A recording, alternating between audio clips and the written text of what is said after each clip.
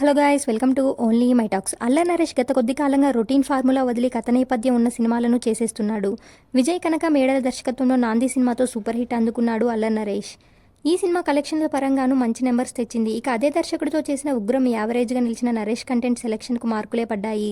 ఆ తర్వాత చేసిన ఆ ఒక్కటి అడక్కు డిజాస్టర్గా నిలిచింది. ఈసారి ఎలాగైనా హిట్ కొట్టాలనే ఉద్దేశంతో బలమైన కథ నేపథ్యంలో ఉన్న బచ్చల మల్లి అనే సినిమాలో చేస్తున్నాడు అల్లరి నరేష్. ఈ చిత్రానికి సోలో బ్రతికే సో బెటర్ ఫేమ్ సుబ్బు మంగనేని దర్శకత్వం వహిస్తున్నారు. ఆ మధ్య రిలీజ్ చేసిన ఫస్ట్ గ్లింప్స్ సినిమాపై అంచనాలను పెంచింది. ఏదో స్ట్రాంగ్ పాయింట్ ఉందనే క్యూరియాసిటీ కలగజేసింది. దాంతో ఈ సినిమా థియేట్రికల్ రైట్స్కు డిమాండ్ ఏర్పడింది. తాజాగా వినిపిస్తున్న సమాచారం మేరకు ఈ సినిమా ఆంధ్ర రైట్స్ని 3.25 రేషియోలో అమ్మకాలు చేశారట. ఈ ధర అంటే అల్లరి నరేష్ కెరీర్ హైయెస్ట్ అనే చెప్పాలి. డిసెంబర్ 20న గ్రాండ్ రిలీజ్ కానున్న ఈ సినిమా థియేటర్ రెవెన్యూ ఏమాత్రం రాబడుతుందో చూడాలి.